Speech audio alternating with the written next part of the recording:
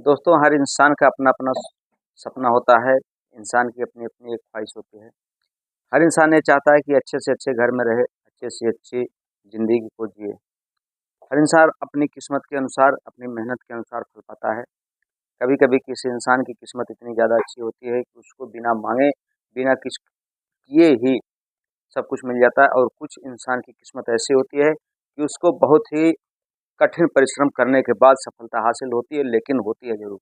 कहा जाता है कि मेहनत का फल बहुत ही मीठा होता है, भले ही देर से मिले, लेकिन मिलता ज़रूर है। हर इंसान अपनी निजी लाइफ को एंजॉय करने के लिए, अच्छा बनाने के लिए प्रयासरत है, और ख़ास करके तब जब नव-दंपति यानी कि नई-नई शादी हुई होती है, तब हर इंसान ये चाहता है कि उसकी जो घरवाली हो, उसकी जो पत्नी हो, अच्छी हो, सुंदर हो, सुशील हो, संस्कारी हो, ईमानदार हो। वह अपनी पत्नी के प्रति हमेशा ईमानदारी बरते। हर पति ये चाहता है, उसकी पत्नी भी यही चाहती है कि उसका जो पति हो, वो सिर्फ़ उसके ही प्रेम जाल में रहे, किसी अन्य महिला को ना देखे। दोस्तों, हर इंसान अपनी लाइफ़ में यही चाहता है और अपने-अपने सपनों के अनुसार कार्य करता है। नमस्कार, प्रणाम, मैं मोनू भारद्वाज। आज की जो सच्ची घटना है, ये मुंबई, महाराष्ट्र की है। दोस्तों, इस घटना को सुनने के बाद आपका भी कलेजा काँप जाएगा, क्योंकि एक ऐसी घटना है, जिसकी कभी कोई कल्पना नहीं की जा सकती। दोस्तों, एक बार पुनः मैं अपने यूट्यूब चैनल पर अपने हृदय तल की गहराइयों से आपका हार्दिक स्वागत, अभिनंदन, वंदन करता हूँ। कहानी में आप बने रहें। आपको ये कहानी कैसी लगी, कमेंट बॉक्स में लिखें, दोस्तों में शेयर करें, कमेंट करें, चैनल को सब्सक्राइब करें। दोस्तों, मुंबई से के लिए एक ट्रेन चलती है, पुष्कर ट्रेन। पुष्कर एक्सप्रेस जो है यूपी से चलकर मुंबई की तरफ जा रही थी। हालात ये है कि इतनी ज़्यादा गर्दी है कि लोग रिजर्वेशन टिकट के लिए परेशान हैं।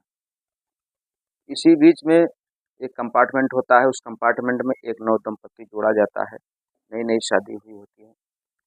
जब वो अपनी बीवी को लेके बम्बई की तरफ जाता है, तो एक स्टेशन पड़ता है औरंगाबाद।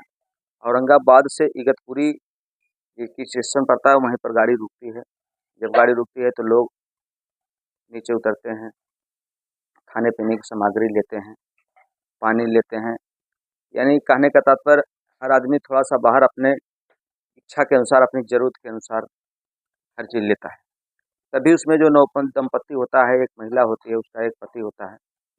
महिला बहुत ही सुंदर सुशील होती है। तो पति अपने पत्नी से पूछता है कि आपको भी कुछ चाहिए? तो पत्नी बोलती है, इखला के नहीं, कुछ नहीं चाहिए। तो सामने देखता है लड़का कि एक नारियल का जूस बेचने वाला होता है, नारियल का पानी पिलाता है। तो लड़का जाता है, उतर के नारियल का पानी लाता है और अपनी पत्नी को देता है, पीता है। उसके बाद ट्रेन हॉर्न देती है, उसके बाद सब लोग, जितने यात्रीगण होते हैं, सब ट्रेन में एंटर करते हैं, प्रवेश करते हैं। दोस्तों, जैसे ही ट्रेन आगे बढ़ती है तो उसी बीच 8 नौजवान हट्टे-कट्टे लोग चढ़ जाते हैं ट्रेन में, और उसी कंपार्टमेंट में चढ़ते हैं जिसमें यह महिला और उसका पति और बाकी यात्रीगण होते हैं। ट्रेन धीरे-धीरे अपना रफ्तार पकड़ने लगती है। सब लोग अपने-अपने सीट पर बैठे रहते हैं, और वो जो आठों नवयुवक चढ़े रहते हैं, बिल्कुल साधारण दिखने वाले वो युवक भी उस ट्रेन के डिब्बे में थे, कंपार्टमेंट में थे। तो सब सीट का इंतज़ार कर रहे थे, थोड़ा-थोड़ा रिक्वेस्ट कर रहे थे कि भाई थोड़ा हमको भी बैठा लीजिए।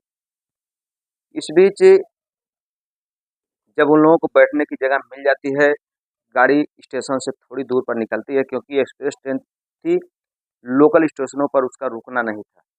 लोकल स्टेशन पर वह गाड़ी रुकती नहीं थी, बड़े-बड़े स्टेशन पर रुकती थी जहाँ पर जंक्शन होता था, क्योंकि पुष्कर जो एक्सप्रेस है, पुष्कर, वो बम्बई आने-जाने वाले दोस्त ज़रूर जानते होंगे इस ट्रेन के बारे में।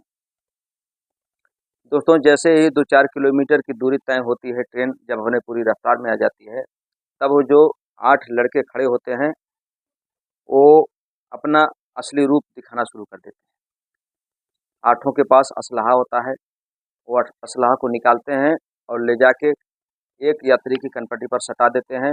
उसकी मोबाइल, उसका चैन, यानी कि जितने भी कीमती सामान थे उसकी, सब ले लेते हैं। यही क्रम चलता रहता है। कंपार्टमेंट में जितने भी व्यक्ति होते हैं, महिलाएं होती हैं, सबका वो लोग बारी-बारी छीन लेते हैं।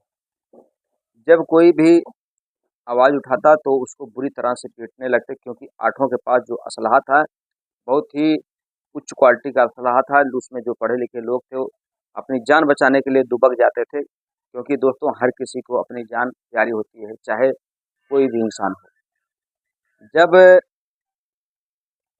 यही सिलसिला आगे चलता रहा तो सारे लोग डर के मारे बिल्कुल सहमे हुए थे, चिपके हुए थे एक दूसरे से। तभी अगला स्टेशन आने वाला होता है।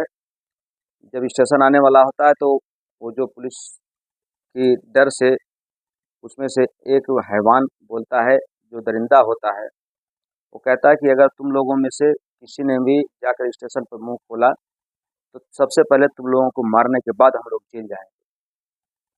दोस्तों इतनी दहशत बना देते हैं उस कंपार्टमेंट में कि कोई भी मुंह खोलने के लिए तैयार नहीं होता। वो सारे 8 नौजवान जो थे दरिंदे उतरने वाले ही थे कि तभी उसमें से एक की नज़र उस नवविवाहिता के ऊपर पड़ जाती है। वो इतनी खूबसूरत थी कि जाके तो उसमें से एक उस नवविवाहिता को, उस दुल्हन को छेड़ने लगता है। जब वह विरोध करती तो उसके साथ बदतमीजी पर उतर जाते हैं। उसका जो पति होता है वो भी विरोध करता है। दोस्तों बताया जाता है उसी के पति को इतनी बुरी तरीके से मारते हैं वो आठों कमीने, तो वहीं पर बेसुध होकर गिर जाता है। जब बेसुध होकर गिर जाता है, बेसुध हो जाता है, तो उसके बाद अगर कोई भी कंपार्टमेंट में आवाज़ खोलता, मुंह उठाता, विरोध करता तो उसको वही दशा करते। दोस्तों चलती ट्रेन में एक ऐसा कुकृत किया गया जिसकी कल्पना नहीं की जा सकती।